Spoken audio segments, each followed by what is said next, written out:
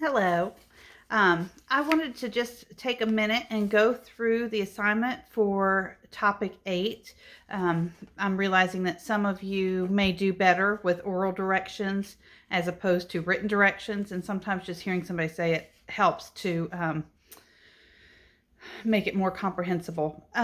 So the first thing I'm going to suggest for this week's assignment is to go ahead and look at the entire template. You can find this under study materials, because it breaks down the entire assignment for you. So you'll go to Path, Topic 8, Study Materials, and it's Developmental and Classroom Learning Plan Class Profile. From there, the first thing you're going to do is choose the child that you would like to complete your assignment about. There are 4 choices ranging from preschool to first grade, and each child has a different disability that you will learn more about.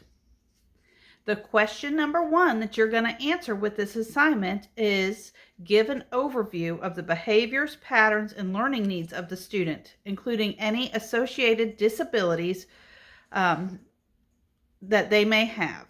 You can make this as deep as you would like to. You can add things to the description that is already provided, like parental involvement and socioeconomic status, anything you think might be relative to this child's learning. From there, you're going to go to question number 2. It says a list of 3 standards-based instructional unit topics selected to support the student's learning and growth. What this means is that you're going to look at the grade that the child you chose is in, and you're going to choose standards for that grade. For example, if you were going to talk about Lolita, who is in first grade, you will see that Lolita is going to need, they have to do all their standards, but something you could choose is life sciences, because that is a first grade standard.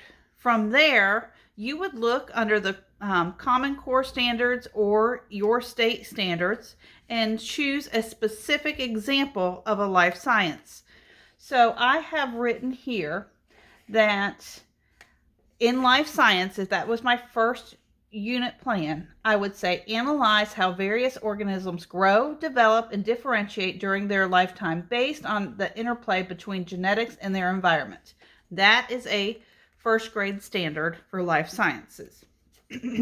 That lets me know that you have researched and you understand what is expected in first grade.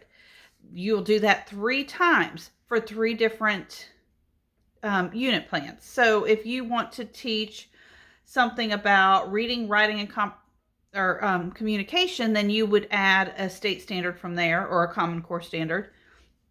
And if you would like to do something from math, you can do that.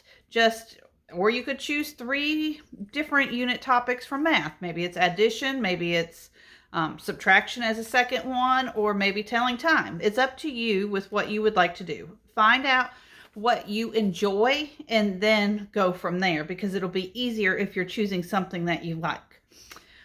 So once you've done that, you're going to go on to a description of 1 instructional strategy and at least 1 assessment for each unit to support the student's learning and growth.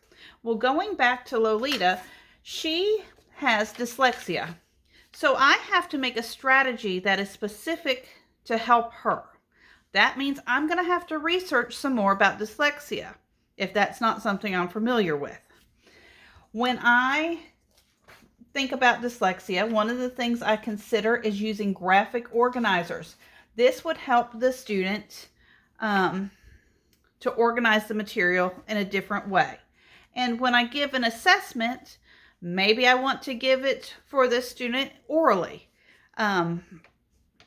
Just look at, you can look and research assessments and instructional strategies that are appropriate for every disorder, disability, pretty much that you'll come across. If you get stuck on one, then reach out and I am happy to help you. Then for the final, the 4th thing, a summary of at least 3 strategies to support the student's learning and growth. Well, this means you have to think about this child's individual needs. Just like I'm thinking about the students that need to hear the directions orally, you need to think about what you can do to support the student, in this case with dyslexia, and think about what you could do to make sure that they are learning everything that they need and that you are giving them the appropriate help and helping them grow and be successful. So when I think about dyslexia, I might want to, like I said, use graphic organizers, or even providing her with tools like letter strips or a phonemic card or a phone name card on her desk to help her if she's reading, or even provide her with periodic check-ins. Ask her more frequently than maybe I ask typically developing students. So think about strategies you can use to support the student's learning and growth. And then you're going to think about the units. Go back to the unit plans that you discussed. Like I said, the first one I was thinking for Lolita was life sciences. So think of a book for a specific life science.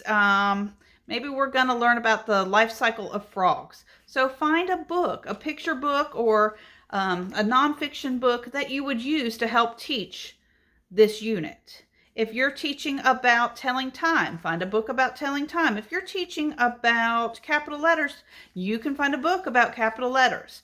So you have to do a little bit of research. And when you do that research, make sure to put all of your references into the reference section and use the APA 7th edition. I think that breaks it down step by step, but if there's anything I'm missing in this video, just send me a message. I am more than happy to work with you. I want you to be successful in this, and you know, this activity, this assignment is something that you will do in a future classroom, because you will serve students with numerous disabilities and disorders. So I have completely enjoyed working with each of you the past 8 weeks. I wish you all the best, and I know you're going to do a great job on this assignment. Bye-bye.